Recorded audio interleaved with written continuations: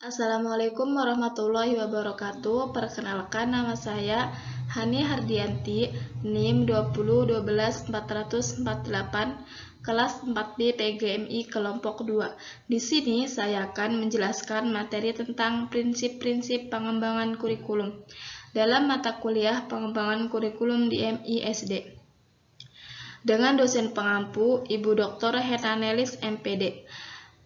Dalam pembahasan pertama, saya akan menjelaskan tentang pengertian prinsip-prinsip pengembangan kurikulum. Kurikulum merupakan rancangan pendidikan yang merangkum pengalaman belajar yang disediakan bagi peserta didik lembaga pendidikan. Prinsip atau disebut dengan kaidah adalah suatu kebenaran yang dapat dipercaya pada suatu masa tertentu, atau kebenaran fundamental untuk digunakan sebagai pedoman berpikir atau melakukan kegiatan.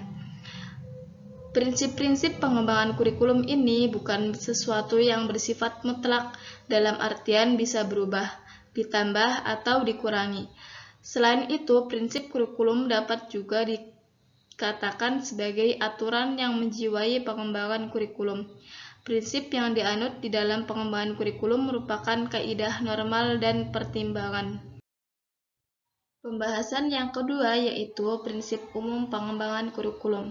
Prinsip umum dimaknai sebagai prinsip yang harus diperhatikan untuk dimiliki oleh kurikulum sebagai totalitas dari gabungan komponen-komponen yang membangunnya. Adapun penjabaran prinsip-prinsip umum ialah sebagai berikut. Yang pertama yaitu prinsip relevansi. Relevansi secara bahasa berarti hubungan atau kaitan. Dalam pengembangan kurikulum, prinsip relevansi yang dimaksudkan adalah adanya hubungan, kaitan, kesesuaian, atau keserasian antara unsur-unsur kurikulum sendiri dan antara isi kurikulum dengan tuntutan dan kebutuhan hidup yang ada di masyarakat. Menurut Nana Soadih Sukmadinata, ada dua macam relevansi yang harus dimiliki kurikulum, yaitu relevansi di dalam kurikulum itu sendiri atau internal, dan relevansi keluar atau eksternal. Yang dimaksud relevansi di dalam adalah adanya kaitannya kesesuaian atau konsistensi antara unsur-unsur atau komponen-komponen kurikulum, yaitu antara tujuan, isi, proses penyimpanan, dan penilaian. Sedangkan relevansi keluar yaitu maksudnya tujuan, isi, dan proses belajar yang tercakup dalam kurikulum hendaknya relevansi dengan tuntutan, kebutuhan, dan pengembangan kurikulum. Relevansi kurikulum ini secara eksternal dapat ditinjau dari tiga segi sebagai berikut. Yang pertama yaitu relevansi kurikulum dengan lingkungan hidup peserta didik. Dalam pengembangan kurikulum, hendaknya dipertimbangkan sejauh mana kurikulum itu sesuai dengan tujuan nyata yang ada di sekitar peserta didik atau masyarakat setempat. Yang kedua yaitu relevansi kurikulum dengan perkembangan sekarang dan masa yang akan datang. Peserta didik yang ada dalam proses pendidikan harus mempersiapkan untuk menghadapi segala perkembangan zaman, baik sekarang terlebih-lebih di masa yang akan datang. Yang ketiga yaitu relevansi kurikulum dengan tuntutan dunia pekerjaan. Jadi, lembaga pendidikan bertugas menyiapkan peserta didik agar mampu bekerja sesuai dengan bidangnya, sehingga lulusan lembaga pendidikan dapat memasuki lapangan kerja yang sesuai. Karena itu, kurikulum yang akan disajikan kepada peserta didik ini hendaknya berisikan program-program yang berkaitan dengan tuntutan dunia pekerjaan yang ada.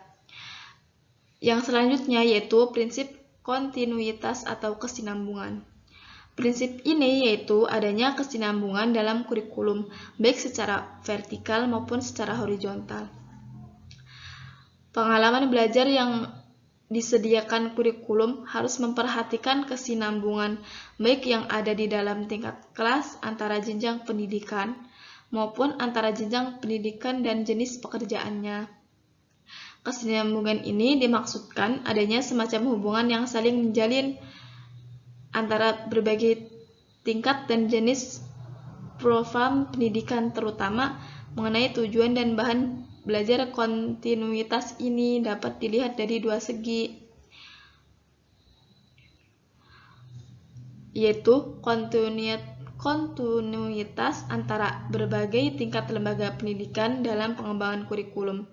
Hendaknya diperhatikan dan dipertimbangkan hal-halnya. Yang pertama yaitu kemampuan atau kompetensi dan bahan-bahan pelajaran yang dibutuhkan untuk belajar pada tingkat kurikulum. Kedua, kemampuan atau kompetensi dan bahan-bahan pelajaran yang sudah diajarkan tersebut pada tingkat lembaga pendidikan yang lebih rendah tidak perlu diajarkan lagi pada lembaga pendidikan yang lebih tinggi. Yang kedua yaitu kontinuitas antara berbagai mata pelajaran. Jadi, kompetensi dan bahan yang diajarkan dalam berbagai mata pelajaran sering mempunyai hubungan satu sama lain. Untuk itu, urutan dalam penyajian berbagai mata pelajaran hendaknya diupayakan agar hubungan tersebut dapat terjalin dengan baik. Yang selanjutnya yaitu prinsip fleksibilitas. Prinsip fleksibilitas ini yaitu pengembangan kurikulum berupaya agar hasilnya fleksibel dan dalam implementasinya itu memungkinkan penyesuaian berdasarkan situasi dan kondisi, tempat dan waktu yang selalu berkembang, serta kemampuan dan latar belakang siswa. Jadi, peran kurikulum di sini sangat penting terhadap perkembangan siswa. Untuk itu, prinsip fleksibilitas ini harus benar-benar diperhatikan sebagai penunjang untuk peningkatan mutu pendidikan. Dalam prinsip fleksibilitas ini dimaksudkan bahwa si kurikulum harus memiliki fleksibilitas. Kurikulum yang baik adalah kurikulum yang berisi hal-hal yang solid, tetapi dalam implementasinya dimungkinkan untuk penyesuaian berdasarkan kondisi regionalnya. Yang selanjutnya yaitu prinsip praktis atau efisien. Istilah efisien menunjukkan pada suatu pengertian yang menggambarkan perbandingan terbaik antara usaha dengan hasilnya. Suatu usaha dikatakan efisien apabila hasil yang dicapai itu telah sesuai dengan usaha atau biaya yang dikeluarkan. Jadi, yang dimaksud dengan prinsip efisien ini adalah berhubungan dengan perbandingan antara hasil yang dicapai dengan usaha yang dijalankan atau biaya yang dikeluarkan.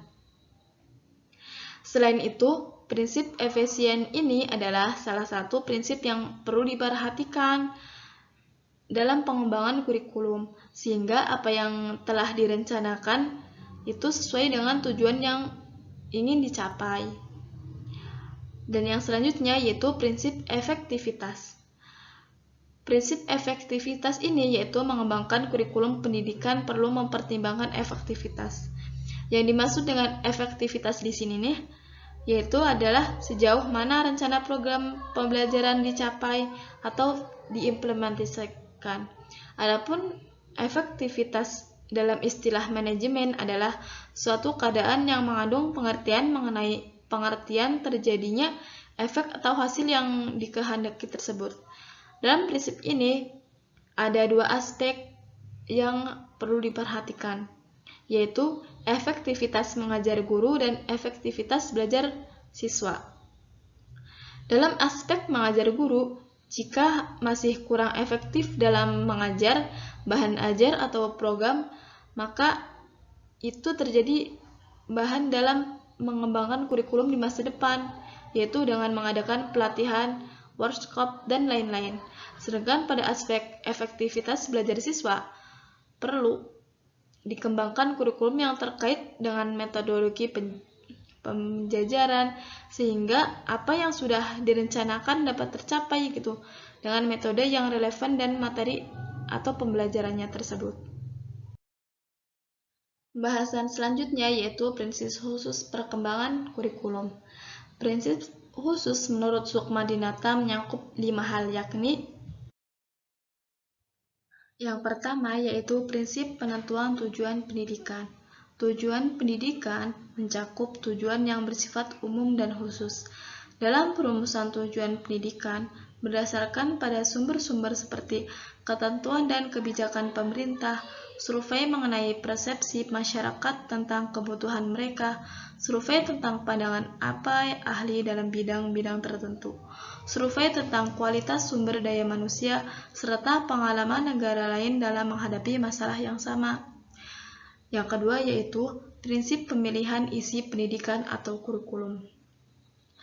Dalam menentukan isi kurikulum, beberapa pertimbangan yang dapat dijadikan dasar acuan ialah diperlakukan penjabaran tujuan pendidikan ke dalam perbuatan hasil belajar yang khusus dan sederhana.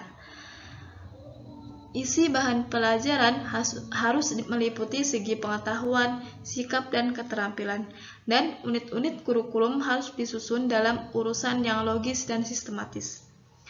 Yang ketiga yaitu prinsip pemilihan proses belajar mengajar. Jadi, pemilihan proses belajar mengajar hendaknya mempertimbangkan beberapa hal, yaitu apakah metode yang digunakan cocok, apakah dengan metode tersebut mampu memberikan kegiatan yang bervariasi untuk melayani perbedaan individual siswa, apakah dengan metode tersebut juga memberikan urutan kegiatan yang bertingkat-tingkat, apakah menggunakan metode tersebut dapat mencapai tujuan kognitif, efektif, dan psikomotorik. Apakah metode tersebut lebih mengaktifkan siswa? Apakah metode tersebut mendorong perkembangannya kemampuan baru? Apakah metode tersebut dapat menimbulkan jalinan kegiatan belajar di sekolah dan di rumah? Yang selanjutnya yaitu prinsip pemilihan media dan alat pengajaran. Jadi dalam proses pemilihan media dan alat pengajaran ini hendaknya memperhatikan hal-hal yang berikut, yaitu kegiatan perancangan dan inventaris terhadap alat atau media apa saja yang tersedia, serta pengorganisasian alat dalam bahan pembelajaran, baik dalam bentuk modul atau buku paket. Dan yang terakhir yaitu prinsip berkenaan dengan penilaian. Penilaian merupakan proses akhir dalam kegiatan belajar mengajar. Dalam proses penilaian belajar, setidaknya mencakup 3 hal dasar yang harus diperhatikan, yaitu yang pertama, merencanakan alat penilaian. Hal yang harus diperhatikan dalam fase ini ialah menentukan karakteristik kelas dan usia, bentuk tes atau tujuan, dan banyak butir tes yang disusun. Kedua, menyusun alat penilaian. Langkah-langkah yaitu dengan merumuskan tujuan pendidikan pada ranah kognitif, efektif, dan psikomotorik. Mendeskripsikan dalam bentuk tingkah laku siswa yang dapat diamati, menghubungkan dengan bahan pelajaran, serta menuliskan butir-butir tes. Dan yang ketiga, mengelola hasil penilaian.